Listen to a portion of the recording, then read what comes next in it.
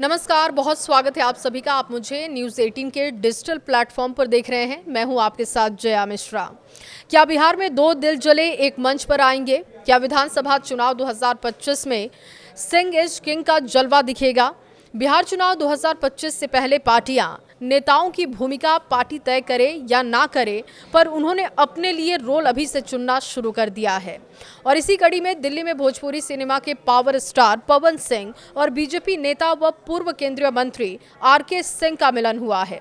मुलाकात की तस्वीरें जैसे ही सोशल मीडिया पर आई, पटना में बैठे कुछ बड़े और खास जाति के नेताओं के होश उड़ गए।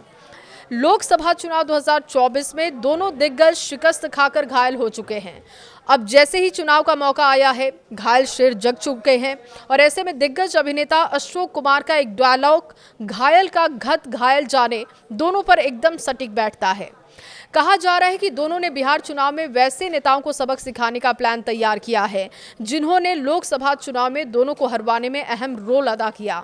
ऐसे में बड़ा सवाल है कि क्या बिहार में राजपूत वर्सेस कोयरी कुर्मी की जंग शुरू होने वाली है? आरके सिंह और पवन सिंह का मिलन हुआ, क्या राजपूत पॉलिटिक्स की नई पटकथा बिहार में लिखी जाएगी? आरके सिंह और पवन सिंह की मुलाकात महज एक औपचारिक मुलाकात नहीं, बल्कि बिहार की जमीनी राजनीति में बदलाव की तैयारी की पटकथा हो सकती है। बिहार के राजनीतिक जानकार बताते हैं कि दोनों की मुलाकात पर हमारी नजर है, क्योंकि ये मुलाकात चुनाव के परिणामों को नया रंग दे सकती है। एक बात तो तय है कि इस बार बिहार चुनाव में पुरानी राजनीति के बजाय नई सोच और नई राजनीति की कंपटीशन दिखाई दे रही है, जिसमें आरके सिंह और पवन सिंह की जोड़ी निर्णायक भूमिका निभा सकती है और लोगों को हैरान भी कर सकती है। पवन सिंह ने अपने इंस्टाग्राम पर एक पोस्ट लिखा कि एक नई सोच के साथ एक नई मुलाकात।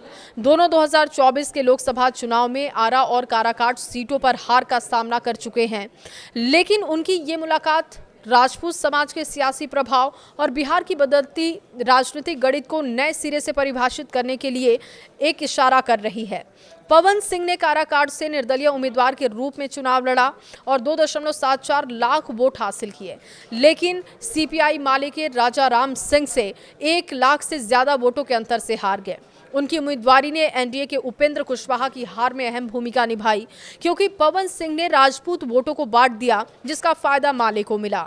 दूसरी ओर आरा में बीजेपी के दिग्गज नेता आरके सिंह को सीपीआई माले के सुदामा प्रसाद ने करीब 60,000 वोटों से हराया। आरके सिंह ने अपनी हार का ठिकरा बीजेपी के कुछ बड़े नेताओं पर फोड़ा। उन्होंने हाल में सार्वजनिक मंच से एक जाति विशेष पर हार का ठिकरा फोड़ा।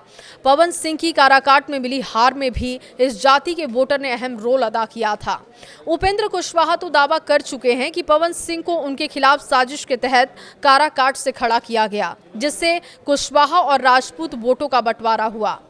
पवन सिंह और आरके सिंह दोनों राजपूत समाज के प्रभावशाली चेहरे हैं।